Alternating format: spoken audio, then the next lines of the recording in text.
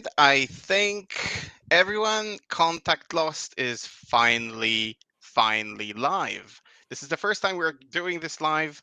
I hope that the countdown worked. There was no music because we don't have that ready yet, but we just wanted to get this live. We just wanted to get in touch with you. We wanted to have you over. We wanted to have our wonderful guest over, as you can see, as you could see in the previews, and as you can see now. With me today, I'll start with my co-host, Joker, Hey guys. and of course the one, the only, the magnificent Archon Skari. Ah, the Dark Kin indeed. Hello, everyone. Thanks I for was having me on. I was waiting so much for this welcome and for this greeting. So it's so good to have you here. Finally, we get to speak. Today we get to speak. We continue the series that we started 2 episodes ago. The 2 episodes ago we started my Mhm. 40k job. This is the series that we sort of do because, as we agreed commonly, the three of us in the pre-show conversation, people are sort of in a limbo when it comes to the hobby. 10th Yep, edition is on the way. definitely. Yeah, so we wanted to do something else, something different, draw your attention to other stuff, present to you some new concepts, new ideas, and perhaps this will inspire you, our viewers, to start something new, to you know pick up new ideas, maybe do your own podcast or start your own coaching or start organizing tournaments. Who knows? There are so many opportunities and so many possibilities. But okay, hi Albin, by the way. I can finally greet the people who listen to us. That's so amazing. Anyway, Skari, let's start with you. To the people, for example, from Poland, our listeners who might not know who you are, what do you do? Where can people find you? Where are you? Well, first of all, thanks for having me on. I'm a long-time listener ever since you started Contact Lost. You've been kind of running the podcast. It's always really awesome to hear the conversations that you have and the people that you bring on. So thank you very much for having me on. I really appreciate it.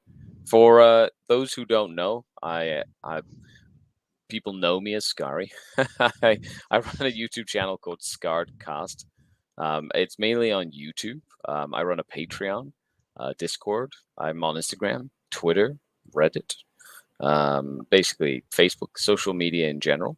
I'm a member of the Canadian National Warhammer 40,000 team. I'm an event organizer. I started this whole thing as a hobby podcast, and yeah, that's basically where you could find me. I do work with mini wargaming. I'm a part of the Art of War coaching team. So that's a, I keep myself busy. Let's just say that. Yeah, wherever you look, or wherever we look, we will probably see your face. Yeah, I'm afraid Sort to of. open the fridge now. I'm on your milk cartons too, because I went missing Uh, 10 years ago. yeah, Yeah, I'm stuck in the basement recording podcast. exactly. All right, but so okay, so it hasn't always been like this, right? Let's get into the thick of it. Let's talk about your activity, your job, the thing that wins you money. So I remember in seventh edition, I think that was around 2014 or 2015, I started collecting Dark Eldar. It was Hmm. my second army. I was poor back then, so I actually had to make a promise to my wife that I'm going to make her pregnant again in order to be able to start a new army, and the army was Dark Eldar. Problem was, I never really checked what the army could do, and it turned out that in seventh edition, this wasn't like the strongest army. It wasn't even close. You're bad, So, very, very so, so looking for inspiration, looking for tactics, looking for uh, other things, I turned to YouTube, and once I input Dark Eldar, because I think back then they were called Dark Eldar, not bad. Drukhari. They're still called Dark Eldar for any true fans out Exactly, there. exactly. So if you input that into YouTube back then, your channel would be the first one to pop up, the first one to appear. Mm, and you did amazing unit reviews, the whole codex review, rules reviews, and so on. And you sort of demonstrated how to use this army, despite all the um other strong armies and so on and so on. How to find yourself in the meta. Was that what you wanted to go with initially? Was that the plan for the channel, to do reviews and so on and so on, and then it sort of grew exponentially, or you just started this as a hobby? How did it happen that the whole YouTube channel started? Well, back when YouTube was not really a thing, you mean? And it was like this Exactly. little hole in the wall where you film with like a crappy camera and put, 7-minute videos up because it wouldn't let you upload anything longer than that. I remember. Yeah, yeah. So, yeah, well, I started on YouTube mainly as just a hobby. I think I'd seen there were a couple of YouTube channels out there. It was like Mini Wargaming that was starting to do some stuff with YouTube. Um, there was who was it? There was a guy called Eldar Corsair that did like YouTube videos here from in Canada. And there was like Frontline Gaming had done a couple of like YouTube things. And Like they perhaps were Striking Scorpion, I think. yeah, Striking Scorpion was like big production stuff, ever since from the beginning. That was very like big. But yes, that was like there wasn't very much on YouTube. And it was a way for me to share my hobby, essentially. I think it started more as a documentation of the things that I was doing and just kind of showing it off, just being like, I felt like I'd always been a competitive player at heart, and I played a lot of Black Templars, and I played a lot of and I used to write a lot. Like I was on a lot of forums like Daka Daka, and back when forums were a thing, kids. Where I used to write picture battle reports, of course inspired by our favorite White Dwarf bat reps from back in the day. And so I would play a game a week usually, and I would take lots of pictures, and I would put the pictures in and make a synopsis of every turn, and do like written battle reports for my Tomb Kings, my Black Templars, and things like that. And eventually it transitioned into me trying YouTube, and it came at a time where my son was just about to be born, and I was on parental leave. And other than like, helping around the house, like there wasn't much else to do other than like if the baby was sleeping, or I'd like feed, or put him to sleep or whatever. So I had like 3 months staying at home, and I painted a lot, and I did a lot of videos, and it sort of like became a habit of just like filming. And I found a formula that I liked in terms of ease of filming and editing more than anything, as well as working on the SkaredCast podcast. And it kind of went hand in hand.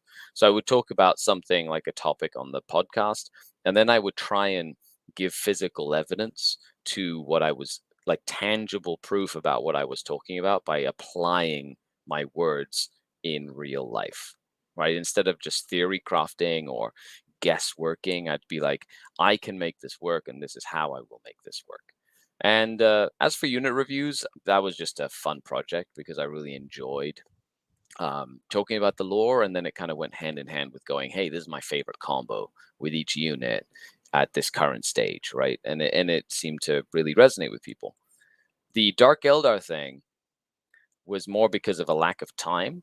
I didn't really have the time or the money to expand into different factions. So I had to focus on one thing, which So at the end of that's the the day reason. was, yeah.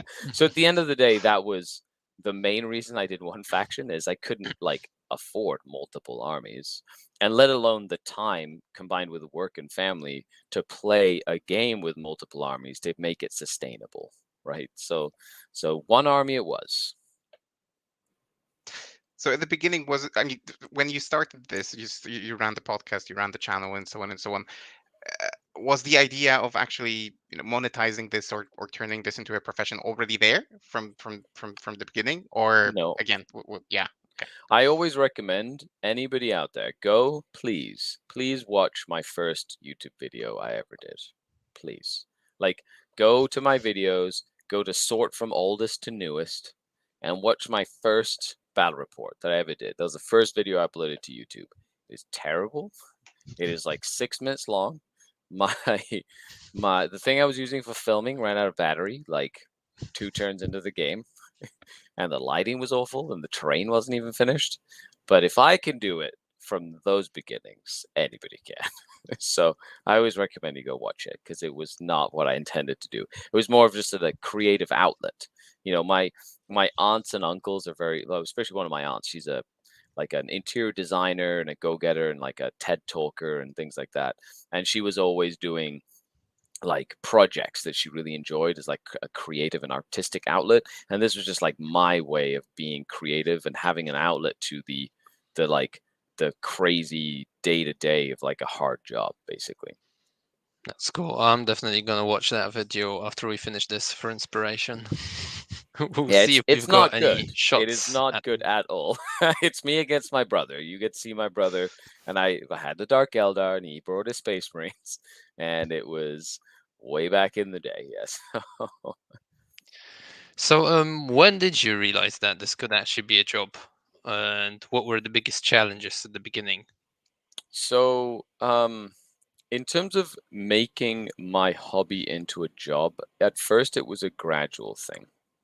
So I had seen people kind of create a business out of it, like mini wargaming and like Striking Scorpion, and you know, a very few select individuals. And I really, of course, always drew inspiration from seeing them go and kind of do well. And so I heard of this cool thing called Patreon. Back this was like 10 years ago. This was like when it had just started up, and I really liked the concept of a Patreon. It wasn't like a Kickstarter where you asked for, or a GoFundMe, right, where you asked for like a certain amount of money. It was more of a ancient medieval time system where a lord with money would commission an artist to make a statue, right? And the artist was provided for while they were making the statue of a lord or whatever. And so I kind of that sort of interaction with Patreon I really appreciated, being like, if you believe in what I'm doing, you can give me a couple of bucks a month.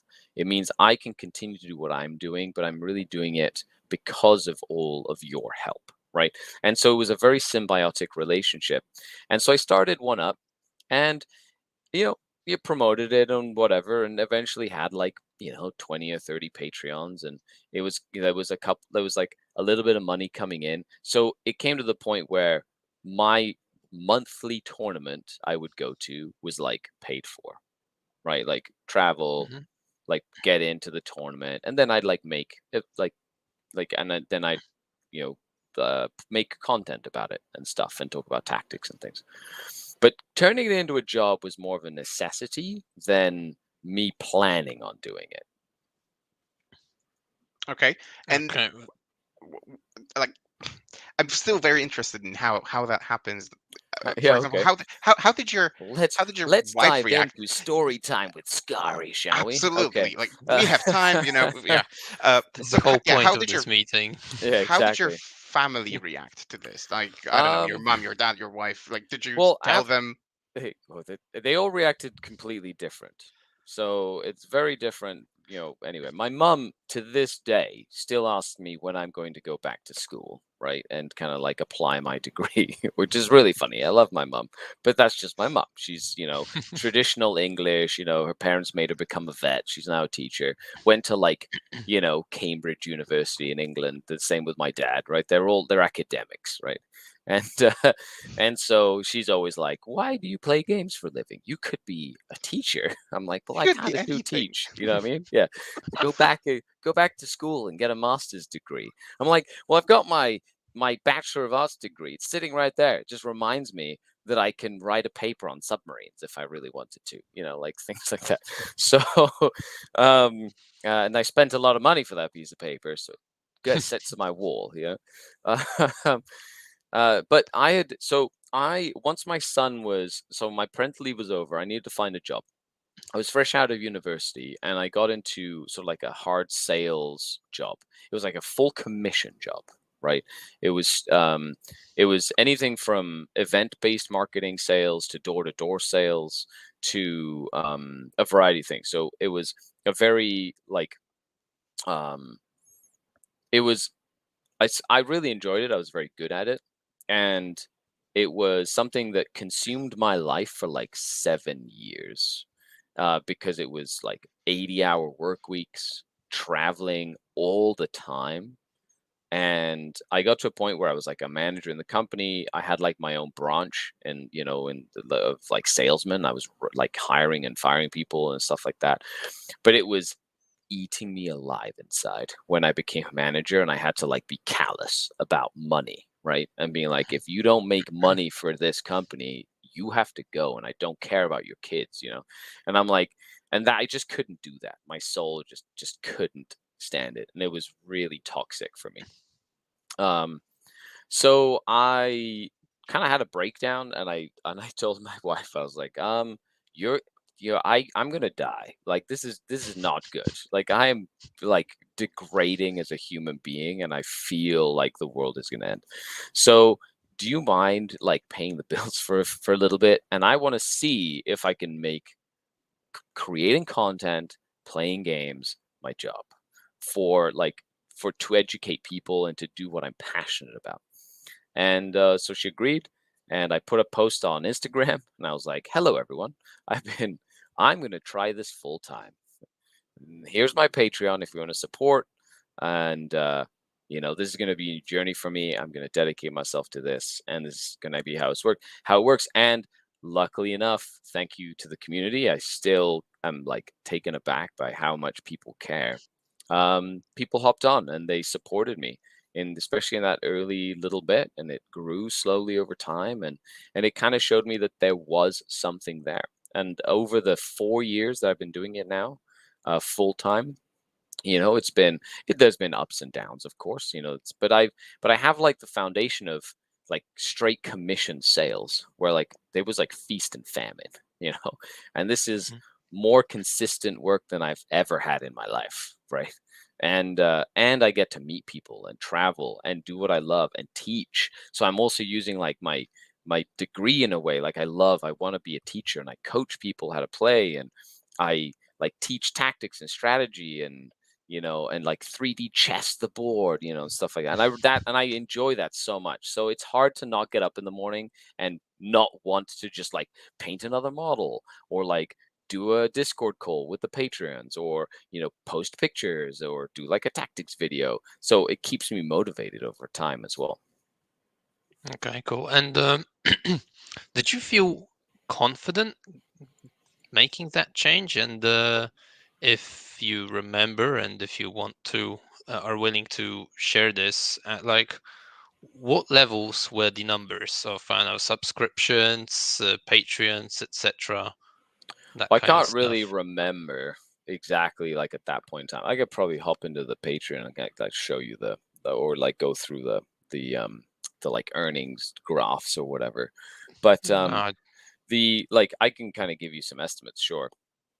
Just to give people an idea of like yeah, what just a to rough expect, idea. I sort of thing. mean, So I so what was the first part of the question? My ADD brain's terrible. Like I'll move on to the next part. What was the first part of that question? did you feel confident? There we go. Thank you. No, I was terrified.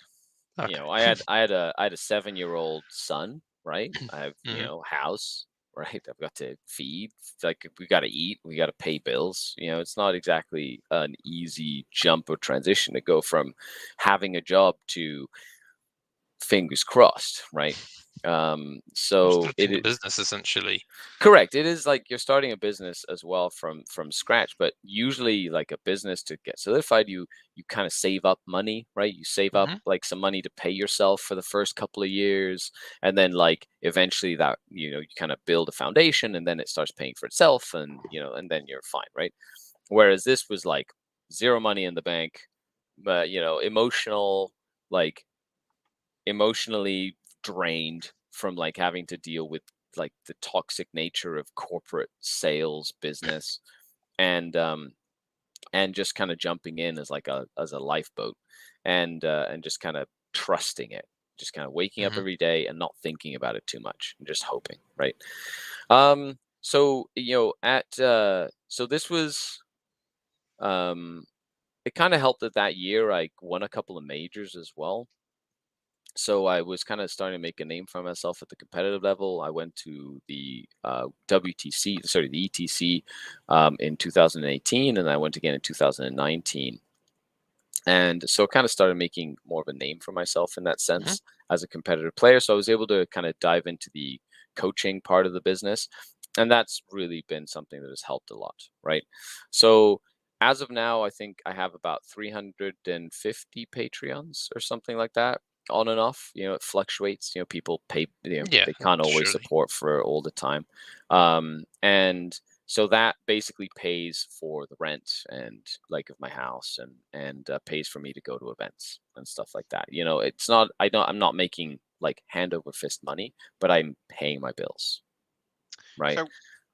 So, I understand that at the very beginning, you started the channel, the podcast, everything, Hmm. but then came in the need to improve it, so to say. So, do more professional graphics, maybe like an animation intro or Hmm. something like that. Did it take, or should I ask, like for our listeners who might be interested in starting something on their own, does it take a lot of time, effort, money to do those things, or did you use your connections? Somebody did like a logo, somebody did an animation. How did that So come about? Um, so I think it you have to first of all understand what your personal goal is. So like for example, for me, the personal goal was to create a brand that made sense. So the biggest thing for me was to kind of like identify colors, right? And like attitude and like feel to the brand. Right. So like you have like the logo. So I did find someone to make a logo for me that I did do. And then it was about keeping the color, the like green, right, that I use for like my army and that I use for like pretty much everything I do. It's like a it kind of connects the branding across multiple platforms. Um, Now I didn't really at the first, I didn't really invest too much in anything. I self-taught myself. It's the same with any business. If you want your business to be successful and you're running a store, like you're the one that's working every day and you're paying yourself, right? If you want it to be successful, you can't really hire anybody on until you can afford to hire someone else on, if that makes sense, Hmm. right? Um, Now, after a year and a half or so, I actually had somebody approach me and be like, "Hey, I love your stuff. I want to help you with doing like an animated intro." Like they actually reached out to me and they did it at no cost. But then after working with them for a little bit, I was like, "Yeah, I need to pay you, and you can be my editor because I love your stuff." So I hired an editor, and I have somebody who I can record footage. I put it into a file. I send it off to them. I go to bed, I wake up in the morning, and I have a bow report edited. So I'm able to like save a lot of time by hiring someone on the side to kind of do some work for me as well and kind of lessen the workload, as well as a lot of the graphics and things like that that I need. But that's something that came after time. Once I found that there was a cost benefit to having somebody do that instead of myself. Not because I think it's necessary, but because I like it's good to have more time for other stuff that I need to get done. And I don't Hmm. want to have to spend the time doing it. So it's more of a time cost thing rather than a ability thing, if that makes sense. No, totally.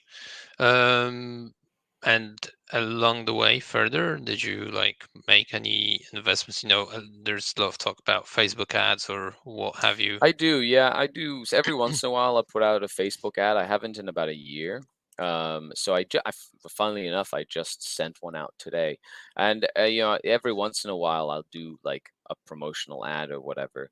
Um, Self promotion is important. It is like you are running a business, and I think it's more about trying to reach a broader audience. The hard part to do is I'm a one man show, right? Like in terms of production, being in videos, like like I don't have a huge team of people. I've got friends that help me, and I hire like John the Cron or whatever to come and film bat reps with me on a regular basis. So he's like a contractor. So I like pay him to film with me. So he's like I pay him for his time, right? Mhm. And but at the same time, I don't have a team like tabletop tactics, right? They have like a crew of 6 or 7, right? And they have a whole infrastructure and a whole studio. I'm not like mini wargaming where they have 6 studios that can be filming every day, right? And so they can be cranking out 6 to 8 videos a day, right? For like a variety of content, depending on how many creators they have in and things like that. And I just don't have that infrastructure. So I need to learn how to pace myself, right? But at the same time, make sure that I am like using that effectively. Mhm. Okay. So with the proliferation of all kinds of content online that you mentioned, Hmm. tabletop tactics, Vanguard tactics, Art of War, uh, there are so many things right now. Like everyone either does a podcast or records battle reports or Hmm. something like that. Do you find it ever more difficult to actually get followers, or is your group of followers already so much established that you don't worry about that? So I'm always surprised by how many people seem to know who I am, um, based on like my subscription count, if that makes sense. So I don't have the biggest YouTube channel. It's actually a very moderate YouTube channel. I think it's 25,000 subscribers. Like it's not massive, um, and like in comparison to like it's big. It's just not in comparison to some channels that have like skyrocketed in popularity over a very short period of time. And I'm okay with that because of the fact that I don't think I could sustain like incredible amount of growth for very long, because unless I built a crazy team around me, but it is consistent. So the growth is not like massive, but it's consistent, and it's because, and yes, there has been a big difference. Like before, growth was a lot easier. And now there's a lot of competition out there. But something that helps is that sort of hyper focus on like faction specific stuff, right? I think that has kept me relevant amongst all the noise. Yeah, If absolutely. you want, if Skari talks about Dark Eldar more often than not, and if you want to know Dark Eldar, you can talk to Skari or send him a message or watch one of his videos, right? Because Dark Eldar is like, and Skari go hand in hand. Even though I play like other factions and I do other stuff, like I do the crazy Dark Eldar stuff, and I'm trying to innovate all the time.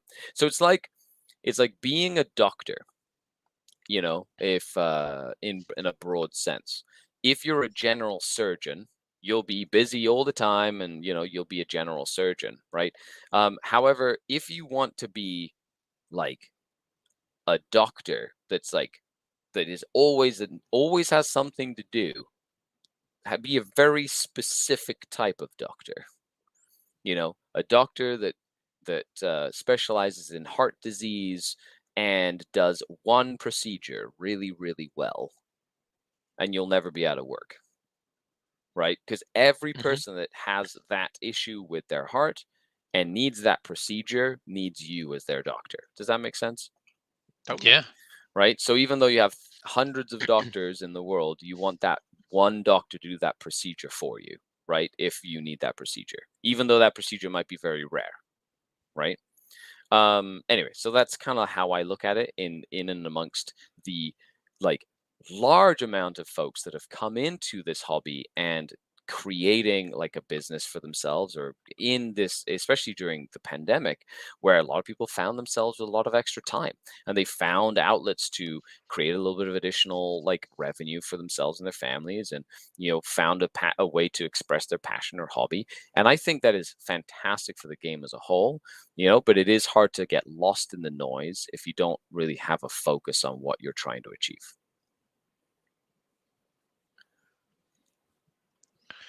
Right. So, how much time a day do you spend on average on creating content? Is it like a 9 to 5 job, or is it more like lenient or flexible? Oh, is the word I was looking for. It is very important to have a schedule.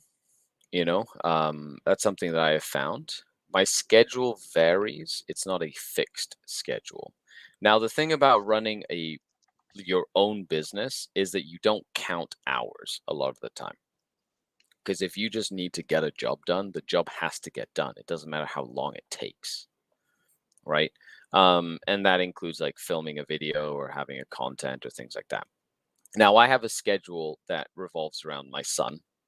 So I get up in the morning, I get him to school, and then by the time I get home, I basically have from like 9:30 a.m. To like when I have to go pick him up to 3:30 p.m. right in the afternoons, where I basically have that whole time, the house to myself. So I'm trying to create as much content as possible. So I'm either scheduling like a live stream, or I'm doing coaching calls, or I'm filming something, or I'm writing articles, or I'm going online, or I'm doing like metadata stuff, or like I focus on that sort of thing. And then when he comes home from school, I'm like, he's home. I take him to like practice or whatever because he plays football or drums or dance class or whatever, we try to do with him.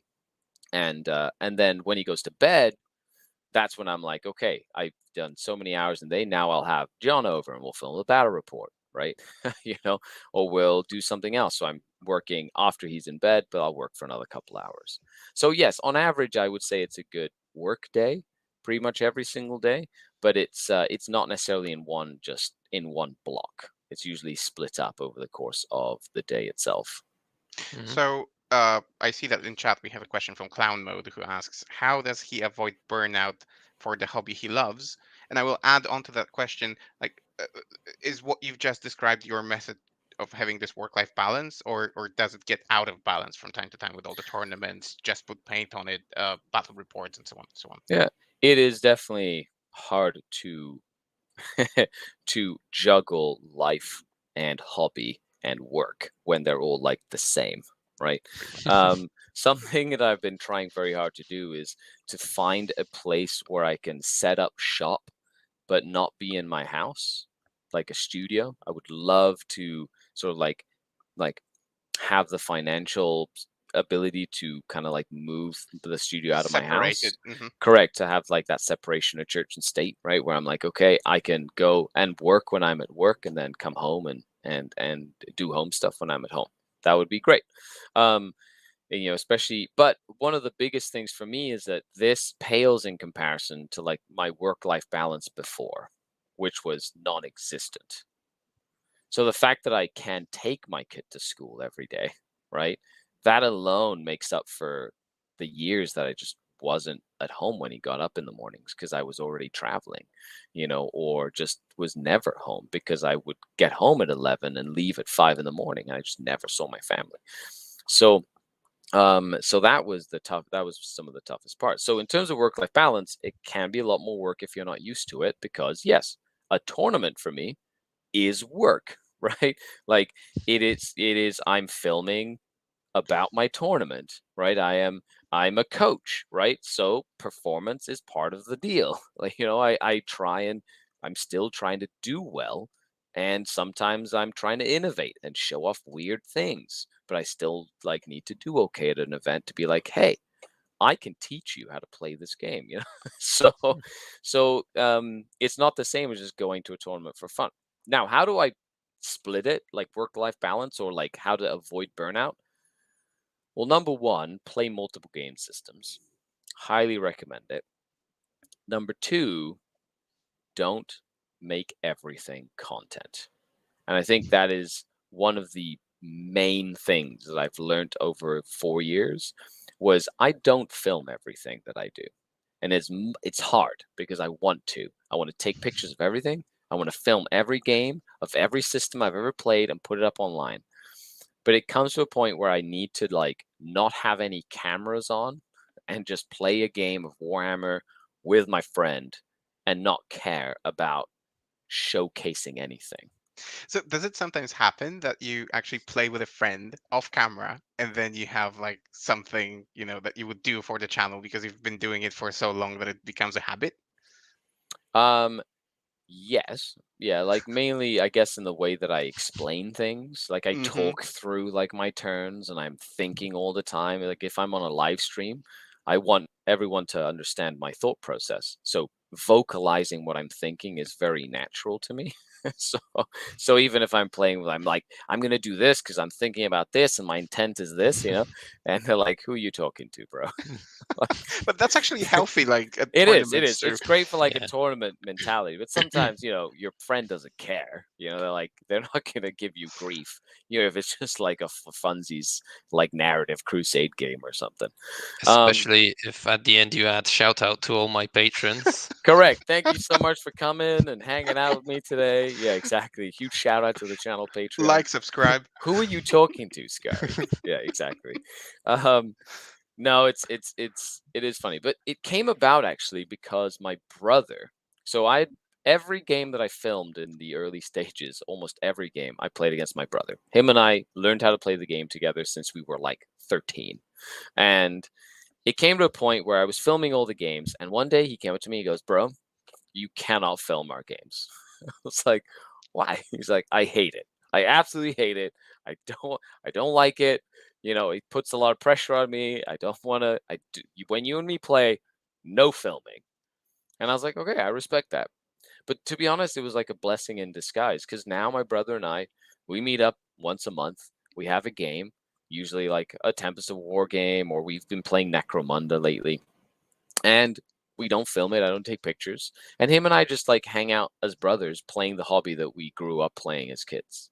And that has been a huge part of me avoiding burnout, because it allows me to enjoy the game for the hobby and for what I enjoyed it and loved it from like the beginning, instead of trying to create something that other people will enjoy or appreciate, if that makes sense. Yeah, it does. I mean, I find it very interesting what you're saying now, because given the limited time that like I have, uh, I always look at any hobby activity as I do as a content opportunity. Hmm. But but in the end, I usually don't do it for content, and then I beat myself up that I missed like an occasion to do something for the channel or Yeah. whatnot to have it grow. Hmm. But I guess maybe it's not that bad. Yeah, well, for example, John the Cron, he came to Mini Wargaming, and that's another thing. I started working with Mini Wargaming, and I started to learn all these other game systems: Age of Sigmar, Necromunda, Battlefleet Gothic, like all these other things that I've never played before, Warhammer 30K, and it's really cool to keep it fresh, right? So I've been Hmm. loving just bouncing back and forth. So I was teaching John the Cron how to play AUS, Age of Sigmar.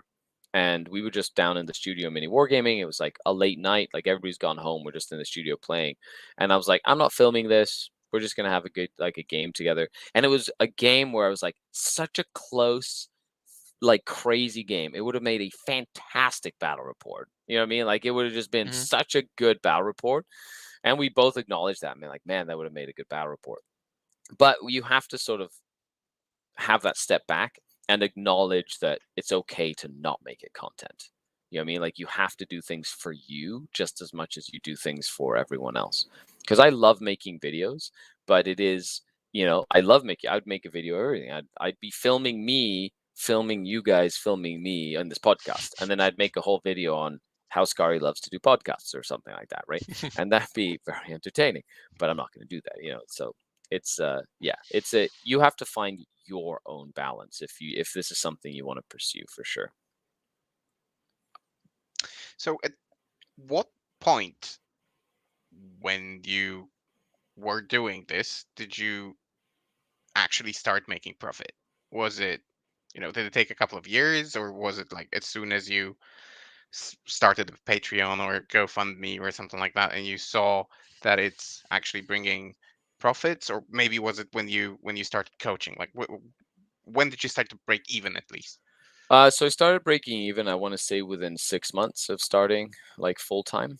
Hmm. And that's really what hit me the most, was how quickly it happened. Then again, I feel like I did it at a time where there wasn't as much noise, and I was like one of the only content creators that was doing it full time. And so there was a lot of outward support for that sort of thing. And now, of course, people have a lot of options to spend their dollars on, right? Like they have a lot of options to spend their euros on, their money on, and they get to be picky and choosy, right, of what they want. So, all like just like any business, you plan for the good and the bad. Once the pandemic made it like there was a dip in like patron support and things like that, is like like now with the housing crisis happening and like inflation and cost of living going up across the world, there's like it's not the same. It's still like profitable, but it's definitely like you have to be aware that it's not always going to be like crazy money all the time. Like you have to budget your money, you have to be prepared, you have to like plan for contingencies and things like that. And um and it was but it was about 2 years in where I was like, you know what, like this is consistent, if that makes sense.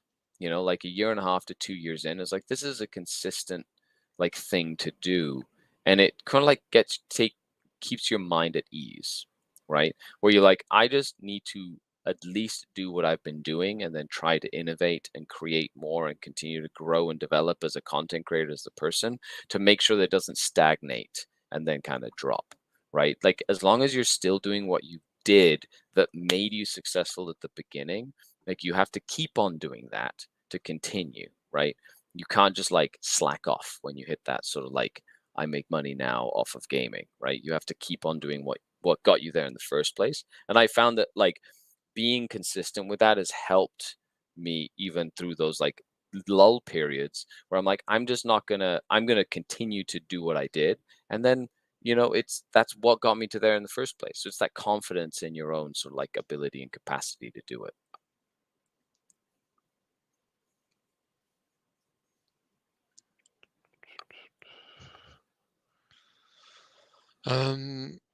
Right. So which medium do you think has played the most vital role in that success that you've had? Like YouTube? I mean, you've mentioned you're mainly YouTube, but I know that like Facebook, Instagram play a significant role, starting a Discord server, what have you. So the Discord has been fantastic. The like, I made like my Patreon is like it's a Patreon Discord, which has made it a very tightly knit community of people who want to be in there. So it kind of polices itself, if that makes sense. Um, and definitely having Instagram has probably been the most influential after YouTube. Like YouTube is the main platform, that's where all the videos go up, and of course Patreon is like a not just where I put up bonus videos and additional content or blogs and things like that. It's also that Instagram page, pictures and stories, and learning how to do, like I had to learn that. It took me a while, and I had some great coaches to help me, like friends and coaches that helped me learn how to do tags properly and how to, make sure that I'm posting consistently and like getting good pictures and frequency of posting and using the story mechanic and the shorts and that was a whole other world that is much more common for a younger generation. But it has been one of the most influential parts of me keeping up to date. The only thing I haven't really hopped onto is like TikTok, for example. But I still meh. Like I don't really want to do dances. Be like Dark Eldar, yay. Tweak wanted to if he's Yeah, Mortarian. yeah, exactly. Right. So we essentially so we No, in, not we. I'm not no signing wait off wait on that. don't wait don't Joker, don't group us together Yeah, here. exactly. wait a second. In September, so like at the break of September and October last year, we went to the LGT in the UK to cover it, and like 2 days before we went there, I had this brilliant idea to start a TikTok, and I think I posted one thing there with a typo. Like I added some sign, but there was a typo. It got 0 following, and I just dropped it because I felt like a boomer doesn't really know how to do it.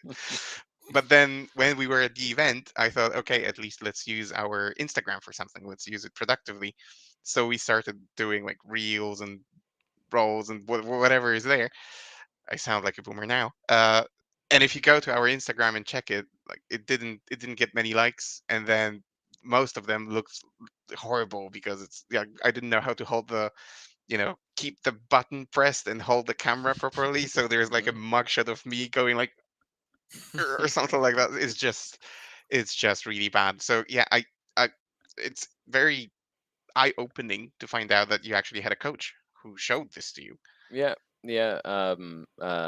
And thanks to their help, it was like it was night and day.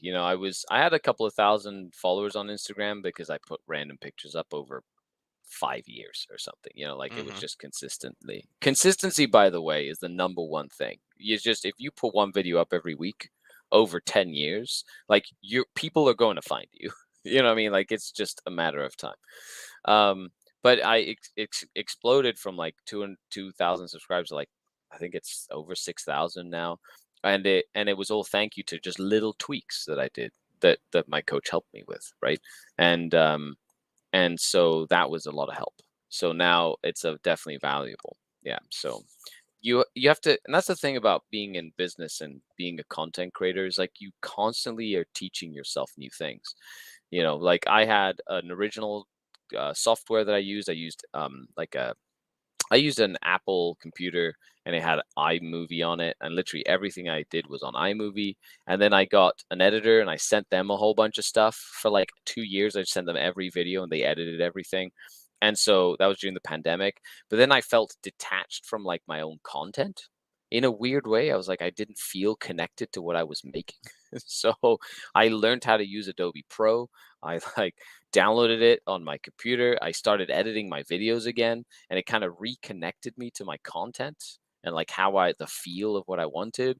And I found like, the formula to my tournament reviews, and people really like those, and I like making them. So, and I get to make them on the computer. Anyway, it's a whole story. But learning that stuff like editing and doing the things, like you have to be willing to like learn new things and like get off that rust, and be like, okay, I need to try this new thing or whatever. And it's important, or you'll like stagnate and like sink, basically. Yeah, but it's even for those most down to earth things. Like I know that at some point someone told me that I don't sound right, or that my microphone is not picking up my sound well. So I started digging into like headphones, for example, and Hmm. I started going to websites that compare headphones, and suddenly Yeah. I had like 30 sites open with different headphones with like tests of microphones and so on and so on, and you suddenly start getting into all this sound processing sort of software and everything around that. But that's just the tip of the iceberg, because there are so many other things that you need to get right as well in order not to deter people from your channel. So it does. I didn't realize that being an influencer, being a YouTuber, and so on actually takes that much hard work. Yeah, well, it's the same with any sort of like I've seen it being in business and seeing business people or people who are considered quote successful, right? And everybody goes up, man, they're so lucky to have a fancy car or whatever. But a lot of the times it comes down to um all the work that people don't see someone do behind the scenes, and like how much effort goes into it, you know. And I like comparing it to someone who's like running for a marathon, or anybody listening out there has probably watched Naruto at some point, right? You got that one kid or whatever who like is the punchy guy, and he like has like giant weights on his legs and arms or whatever, and the whole time he's like just practicing and training with weights, like thousands of pounds of weight or whatever, this anime. But I mean, it's that sense where like you think you work hard, somebody else is working harder than you, right? So it's like, how hard are you really working, if that makes sense? Totally. So, I'm not sure if we've talked about this, but what is it exactly that generates your income now? Is it the Patreon? Is it the coaching from Art of War? Is it Your what denizens what that is it? Yeah, So and so the what value do people get for their money? So I do so I haven't really done much coaching through Art of War of late. Currently of course with new edition, there's a whole bunch of other content. It's more like create content for a cost sort of thing, like for time basically. That's kind of more that relationship there, which is really, it's fine. It's like a contractual thing. Um so my main income is the Patreon. That's like the main income. Now, I do work with Mini Wargaming as a contractor. I film usually 2 days a week with them, and they pay me for my time. So that's another sort of like income stream that I have as well. But that's super fun because I enjoy that a lot. Um, and sometimes I'll write like articles, or I'll do other coaching. Like I even had a day where I had an entire team pay me for a weekend of coaching. So they flew me out. Like I drove up. They put me up. They like basically paid me for my time for coaching their whole team that was like brand new and like playing 40K, and it was fantastic. I had so much fun doing that.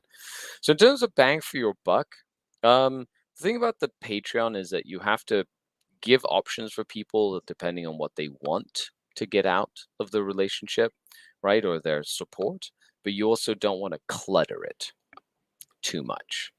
So like I've got a basic like $3 tier a month, which is $3 a month, and that's like you get access to all the posts that I put on the Patreon. Like if it's a Patreon only post, you get access to that. And it's more like a, hey Skari, thanks for doing content. Here's the money for a coffee every couple of days or whatever, right? Or every day a coffee. And that's the least someone can do. It's more like a token of I appreciate what you do here. Then you've got like $5 a month. That gives you access to the Discord, gives you access to all the the stuff that I do, all the bonus content that we do. And the cool thing is, whenever I do a collaboration with any other channel, and even all the stuff I do with mini wargaming, anything that goes behind their paywall goes onto my Patreon, if it includes me in it. So if I'm filming for mini wargaming, or I'm filming, with someone else, and they put it behind their paywall, like we agree beforehand, but I put that on my Patreon for my patrons as well, because it has me in it, right? And so that's something else. It's not only the content that I create, but sometimes I'll be in something else, right? And then they get access to that. So it's really cool to like, I try to make sure that happens. Sometimes it doesn't, but logistically it doesn't work, but most times it does. Then we've got I name my tiers really cool, like they're all Dark Eldar stuff. So you've got the Rogue Trader level, which is a $3 level. You got the Cabalite, right, which is like, the $5 level. You got the Scourge, that's the $9 level. Now at that point, it starts getting more into like, like a service, as much as you get access to additional content. But I do a couple of like bonus videos every week on the Patreon, and one of them is the list crunch, where if you're Scourge, Trueborn, or Incubi, you can submit an army list every week, whether it's 40K or like I fix your list, like I basically like do list stuff, and I do like a video and I go through all the patrons lists. And so at the Scourge level, people go, "Ooh, I'm developing this list and I want to go to a tournament," and they'll post it in the Discord. They'll be like, "This is the list I want you to review for me, Skari." I'll be like, "Cool." So I'll read them through. I'll give you my thoughts. We'll find like combos and things that work, and people find that useful to develop like a list concept, which But is is it really neat. Drukhari exclusively, or Oh is it no, like no, anything? no. Like and that's when I said that I'm focused as a Drukhari thing. Yes, people know me as the Drukhari player, but I play every faction. Like I've been playing this game for 23 years. I know like all of the factions. And So yeah, on the international level, you have to. right, exactly. So like yes, I will do army lists for anything from Custodes to Orcs to Eldar to whatever. Like it's really anything, and it's about developing consistent themes within a list as to what you want the list to achieve, right? And it's more, so yeah, anyway, so that sort of thing. I also do Age of Sigmar stuff, Age of Sigmar, Necromunda, like whatever list you want me to review. Then we go into sort of like the coaching stuff. It's about $20 a month, and you get like a call every month to go over like your progress over the course of the month. It's like a half-hour call. You get access to a coaching document that I've put together over the years of being a coach, that has a whole bunch of little resources where you can keep track of like games, and there's like goal sheets and things that you can kind of fill in over time that we use as a resource, as well as submitting a list and all the previous stuff. And then like coaching, that's something that over time has fluctuated quite a lot in terms of pricing based on where you get your coaching from. I find that it varies, right? Depending on how big the crew is, or like how big the name is, if that makes sense. So I've just done the Incubi tier as $100 a month. It's been the same for a very long time. I have a limited capacity of 15 like Incubi at a time. Because I don't I want to make sure I give the Mm-hmm. right amount of time to every person. I don't want to overcommit. So I only see that that number at maximum at one time, and that's like a weekly call. It is the document. You get, oh yeah, Scourge and Patreon and Incubi get like dice and objective markers sent like free merch basically as well, Cool. like as a thank you. You know, give them merch out and stuff, objectives, dice, things like that. Um, and then yeah, and then sometimes you have someone who's like, hey, I don't want to talk with you every week, but I need a TTS coaching game once a month. So they'll like get their 4 hours a month and put it together into one 4 hour session Look. game, and we'll Mm-hmm. just play Mm-hmm. together, you know. But it's designed to be a very flexible system where it's like, hey, if you go into the gym and you tell your coach, I want to work on my abs because I want my summer body, right? And the coach will tell you, the personal trainer will say, okay, you need to use this machine, this machine, this machine, this many times a week, and you need to eat this food, right? And then you do that, and you should have the abs that you're looking for, right? So that's kind of where I step in. That's my job. But that's kind of the bang for buck, and it's been very successful. I find it's worked for me financially, but I feel like it's also something that isn't like too far fetched for what I'm giving people, if that makes sense. Mm-hmm. And so you put out a lot of content, as you said, you cooperate with multiple people, with multiple teams. Do you protect your IP somehow? In what way? So, I mean, well, your face represents your channel. Hmm. In a way, what you present is your product. Do you have any means of protecting it, or like when you said that you cooperate with, let's say, Mini Wargaming, Hmm. and you do a battle report with them? Do you guys sign like a contract that I'm entitled to post this here, we are entitled to post that there, and so on? Yeah, That yeah. do you That formalize it? it's contractual. Like, you know, working with Art of War, I have a contract with them. You know what I mean? Like Hmm. working with Mini Wargaming, there is a written agreement of what the terms are of how much they will give me for my time and what we can do. You know, that sort of thing. Hmm. So yes, there is definitely, like, it's business. It's not like, you know, you can shake hands and, you know, but it's still all done appropriately. The same as with like taxes, like, you know, making sure you do all your taxes and register all the income that you're making through different sources and keep track of your receipts. And, you know, that's something that is also very important as well, because it is a business that you're running, right? Yeah, exactly. But that's the what the majority of people probably don't think about or don't realize, that this also is part of doing what you're doing. So I guess it's worth highlighting.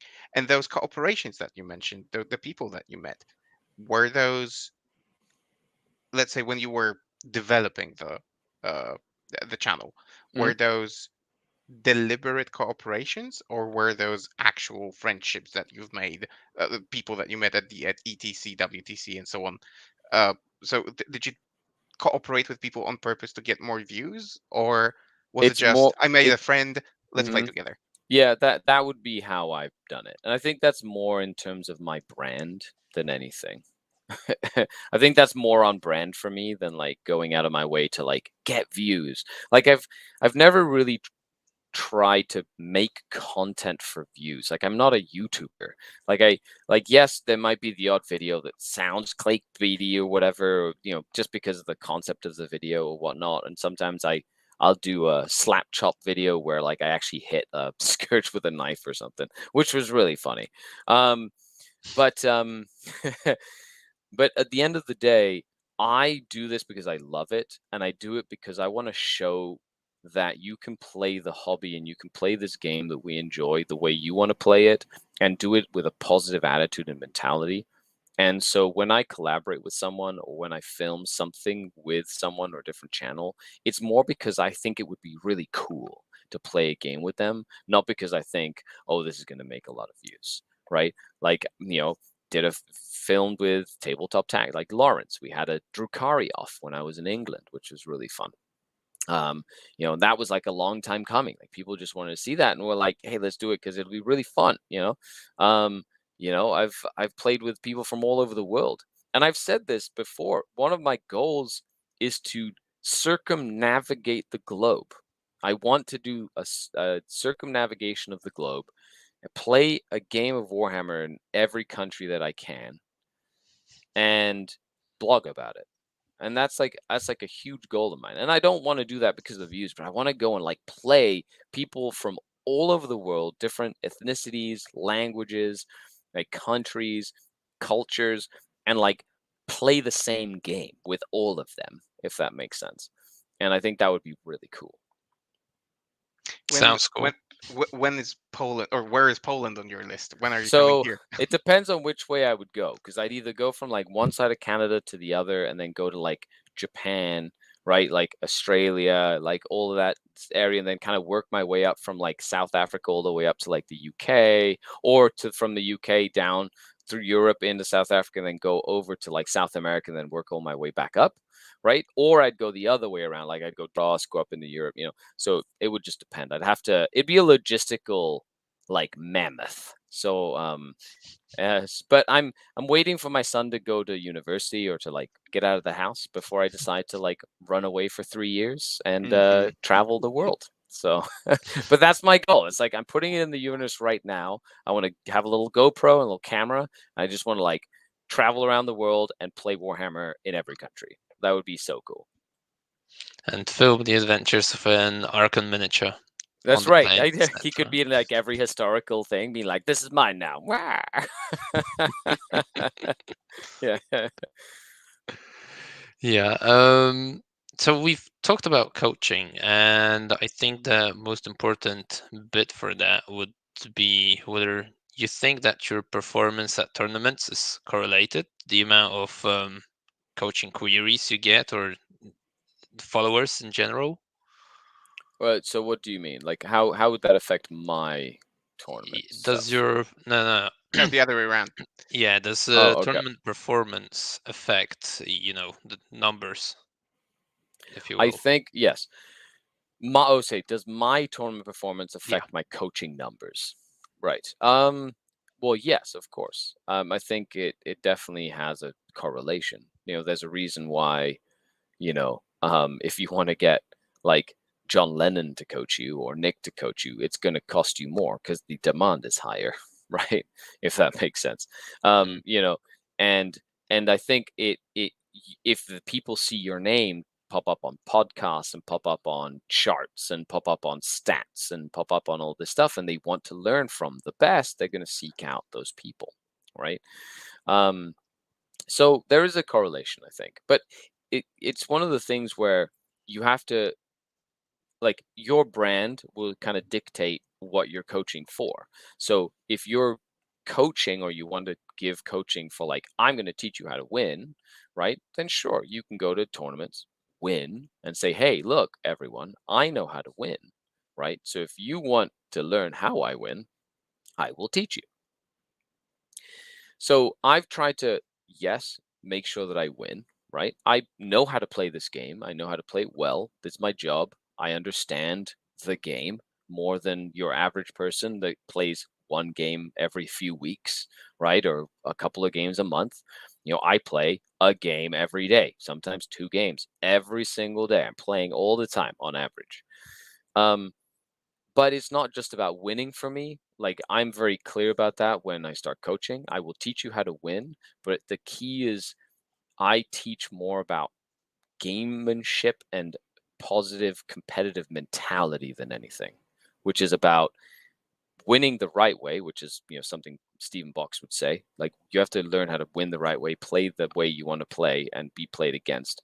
But it's also about the thought process that goes into competitive 40K, like what to really think about, how to overcome those tough obstacles, like the mental blocks, and the when you go to an event and you have a bad run, right? And kind of learning how to dust yourself off, pick yourself back up, analyze what happened, and then try again. And it's that stick-itivity that is like the key part of coaching. So even though there's a correlation of that, I find that it is not as much as if I would have branded myself as a I like winning kind of person, if that makes sense. Okay. So I need to ask this, and I ask all our guests this, and I probably will ask our guests this question. How long do you think you can continue doing this? I mean, It's a do great you, question. yeah, so do you look forward into the future? Do you think about, Hmm. I don't know, your retirement, stuff like that? Do you Yep. think at the age of, I don't know, 45, you could still be doing uh, content coaching related to Warhammer, or Yep. are you planning to branch out into something else? He's already told us his plan. To Flying for travel the Yeah, world and to play travel the Warhammer, world. right? Yeah. So if you want to help me on my quest, support me on Patreon. No, we've got if not, I can't afford the plane tickets. No, we've got so for me, like yes, retirement is something that is on my mind. You know, I'm in my mid 30s now, and I'm on my way to 40. And the thing I love about what I do is as long as I'm coherent and um, I don't get taken by like mental illness or some unfortunate accident, like dementia or something. I could probably I see myself doing this for many, many years. And it's mainly because of the fact that 40K, or like not 40K, but just tabletop games in general, tend to be something that you can do for a long time, even though you're like older. And your sharpness doesn't really go away if you keep up with it, right? Like you will, and the more you play, the more you get better at it. And then at some point you just stop. Like you go, okay, I don't really want to try so hard. That's completely different. But I could see myself being 60 and still going to tournaments, right? Like I can see myself 30 years from now still doing what I'm doing and still being that Dark Eldar Grognard, like there, remember my day, Archons had a 2-up and verbal save that couldn't be re-rolled, that sort of thing. You kids nowadays do not You kids appreciate. nowadays get to re-roll every dice you want. There's no, yeah. So that in that case, I can see myself. However, yes, I do have I'm planning for retirement. I've got my I do have a retirement plan and things like that I'm working towards, mainly because of the fact that there might be a point where I'm not able to work or I can't do it anymore, or the political situation in the world changes to the point where like I can't do this anymore. You know what I mean? Like it's or the AI takes over the world, or God forbid, like YouTube shuts down. What am I going to do then, right? There's so many things that you kind of have to think about in terms of future proofing. And but until then, I'm going to keep on making videos. I'm going to go to as many events as I can. I'm going to meet, greet, talk to people, shake hands, answer my messages that I get on social media, and I'm going to continue to try and innovate and create like the feeling when I play this game that I had when I was 12 years old, which was that like cinematic like experience that I had in my head of like aliens and space marines and guardsmen all fighting in this like war-torn grimdark universe. And I don't think that inner child is ever going to fade no matter how old I am. And I hope it doesn't, because if it does, then there's something else wrong with me, if that makes sense. hmm And are you planning to keeping the formula as is, or would you be looking at, or maybe you already have some plans for expansion? I don't know, growing an actual team around you, or adding more collaborations like you have already with Me Wargaming and Art of War, or even I don't know, um, being hired by GW if that was an option. Oh, well, I've been telling GW I'd love to playtest for them forever, but they don't answer my calls about that. Ah, I feel like I would make a good playtester at Games Workshop. Please, I would love to help you develop the game into the future. No, so what is it? I've got like yes, I'm continually trying to grow and innovate. As for a team, yes, I would probably love to. I just don't know how that would work. Like I just like you kind of when you build a team of people, you need to have people who are the same passion and investment in it, right? That have like this, the that and so far, like John, I found, and him and I have now kind of created like a collaboration team. Like he's doing John the Cron stuff, he's doing his Twitch streams and things. So him and I have started to work more of that symbiotic relationship in terms of content creation. But he still has his full-time job, right? So that's something that I could explore in the future. As for expansion on my end, yes, 100%. I think one of the next steps I need to make is make like a full-fledged website and not just do Patreon. Like have some sort of subscription service through a website directly that's more robust and doesn't rely on sort of like an external sort of like company to create my revenue, if that makes sense. And I think that's more imperative than like, anything else in the short term. So Okay. there is a burning question that I have that it sort of connects to also your family.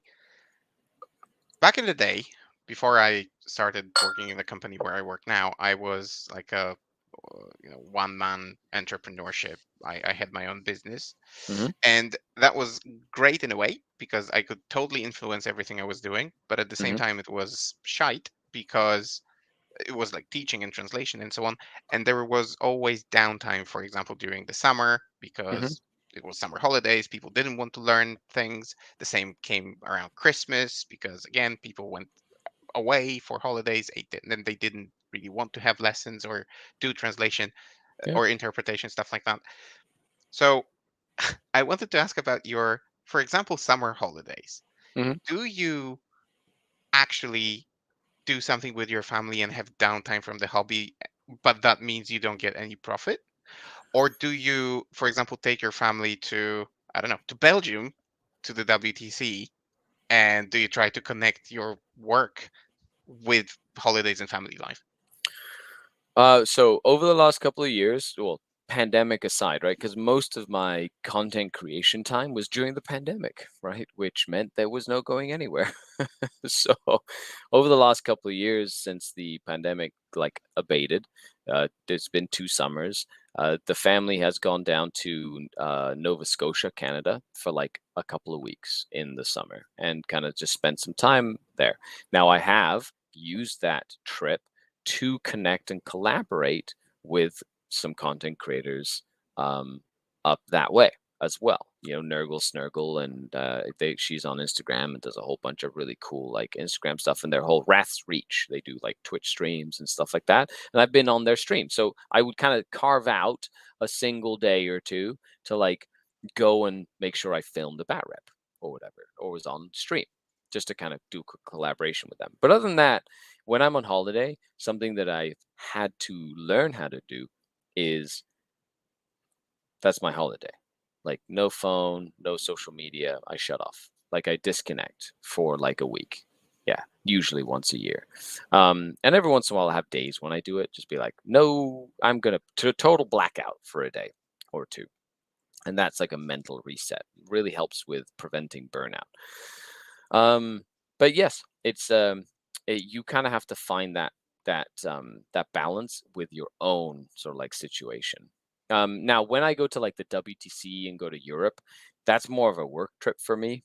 I'm going, so I'm like so ETC, WTC, and then I'm probably going to be going to England, and I'm going to be doing some collaborations, and it's like a 2 to 3 week marathon like sprint where I'm just like every day doing something. I'm going to be playing like 30 games in like 3 weeks or something, and then I'm going to be coming back to Canada and then having a GT that I'm going to like that weekend that I get back. So I'm going to be that if my family was there I would never see them.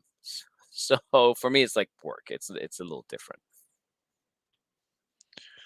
All right. So WTC is a business trip. You kind of intercepted the question that I was going to ask. Well, How not does really. being on WTC is a Team little different Canada though. Yeah, fit that's into your, job? Is it part of the job, or is it like um part of the hobby time that's outside of the job? it's outside of the job for sure, because Team Canada is its own other, like that's a whole other level of commitment, right? That's like you're part of the Canadian team, that's the national team. Like we work really hard for Canada. That has, and we do practices and scrims and Mhm. like team meetings and all this stuff. And that has Like that's nothing to do with like my channel specifically. That's like very specific to Team Canada. It's like its own beast in and of itself. And so carving like that has its own time carved out for it specifically.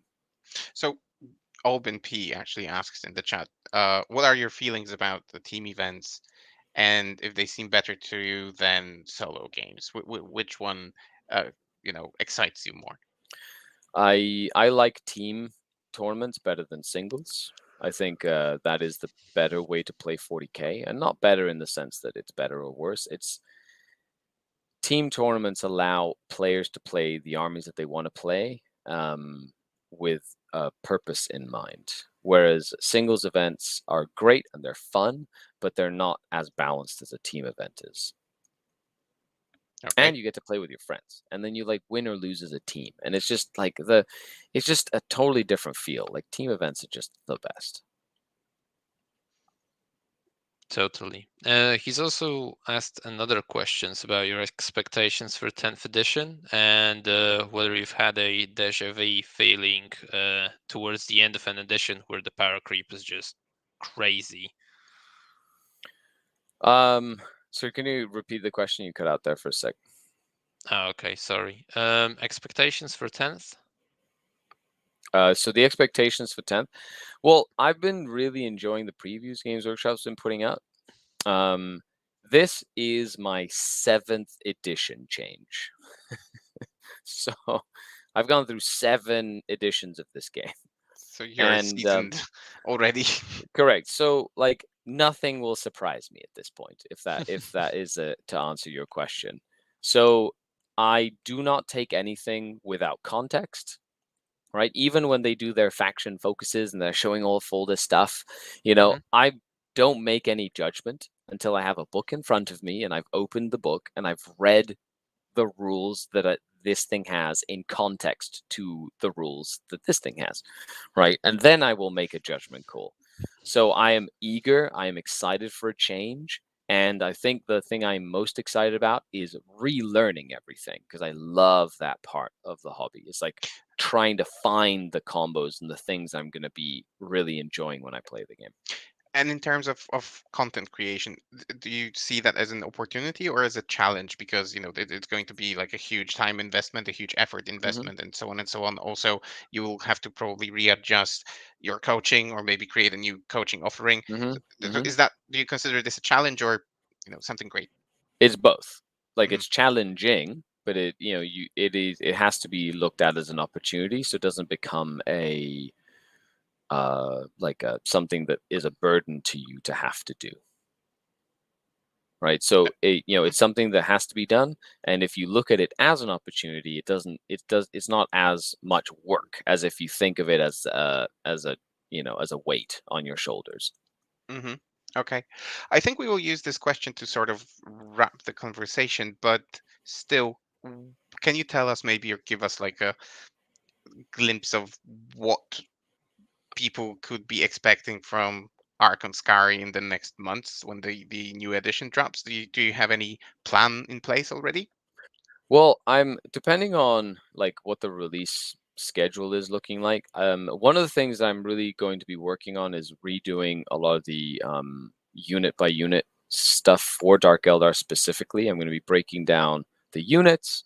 Because they've changed of quite a few things. They've changed how all the universal special rules that they've said they're going to be putting out, and they're showing a lot of them off, and they've kind of showcased a lot of the like army rules and things like that. So going through every single unit, kind of having that excerpt of like this is what historically it does in the lore and the fluff. This is what it does in the game right now, and this is what I think are the best combinations for this unit, right?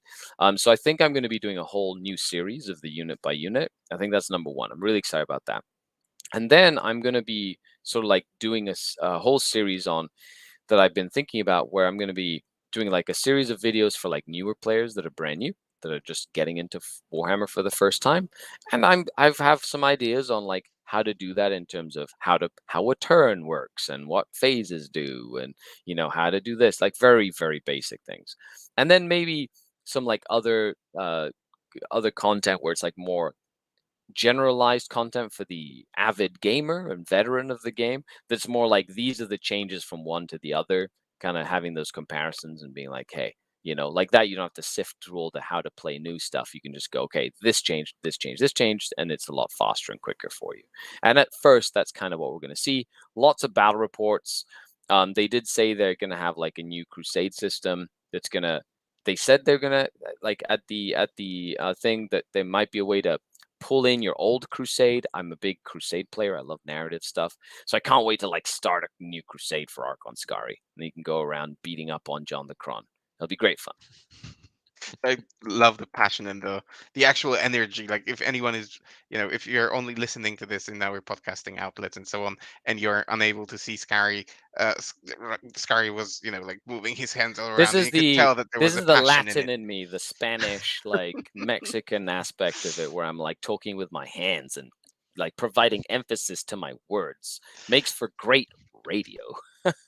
But this only shows how much you are involved with this and how much you love it. And I think this is the main, at least for me, this is the main thing that draws people to your channel. It's just that positive energy, that love, that passion, that energy. So yeah, keep on doing what you're doing. And now you sort of gave us a preview of people can expect. Plug anything that you want. Tell us where people can find you. You mentioned this at the beginning, but maybe some other people are listening to it now. Where can people find you? Where can people expect you? Awesome. Thank you so much for having me, by the way. This was a great conversation. I think we blew by. Holy moly. We're talking for a while. So thanks for listening in your car or at home or live or on YouTube. The best place to find me is on YouTube at SkaredCast. You just find me on there. All the links to everything else are on there. If you want to support the channel, the best place is on Patreon. That is, of course, the way that I support what I do. And if you want to do that, awesome. I'll see you there. Other than that, that's nothing else. This has been a great talk. Yeah, I enjoyed it very much as well. And I'll use this opportunity to also plug our stuff because I don't know if people realize that we are uh, on all the podcasting media, so Spotify, Apple Podcast, Google Podcast, what have you. And we also have a blog. I do try to mention this as often as I can. I'll post the link in the chat for people to follow. There's actually going to be an interesting bit in that blog because I reached out to pretty much all the top players in Poland that are faction specialists. And we're going to do a series of interviews slash articles where we are going to post uh, what I'm going to call actual faction focuses. So what GW does is their sort of very brief summary of what the faction is going to do in 10th. We are going to take a look at how the factions have played over previous editions up to 9th, whether there is any consistent play style, whether there are any staple units that you bring, and so on. And this is for people who want to step into 10th edition but don't know what army to pick yet at this stage. So this is going to sort of bring you into the picture of what played in the previous editions, what to expect more or less, and then later we are going to invite those people who helped, who we interviewed, to have an actual interview on camera to verify whether what they said actually was true or not. So yeah, check out the podcast, check out the YouTube channel, check out Spotify and everything because there's plenty of content coming. Um, Joker, do you have anything else? Do you have any other questions, or do you think we can close the episode? No, I think we can wrap up. You guys both did the plugins. Hopefully, whoever is listening to this either live or re-listening to it later follows, clicks those links, etc. And we'll be sure to check in again as we'll be coming back with more content. Absolutely. Skari, it's been an absolute pleasure. It's actually an honor to have you every single time. I enjoy it so much, and I have difficulties containing my excitement. So already looking forward to another episode in the future. Thank you so much. I'll make sure I have a Medusa at hand that will grow one brain fruit for you that you could just bite into every time and like relive the experience over and over again. I can't wait. Fingers crossed that it works out. To everyone in the chat, thank you for staying with us until the end of the episode. To anyone listening uh, without vision. Thank you for staying till the very end. And yeah, great content is incoming both in Skari's channel and in our channel. So stay around, and you won't be disappointed. Uh, with that, thank you everyone, and until next time. Bye bye. Bye bye. Bye.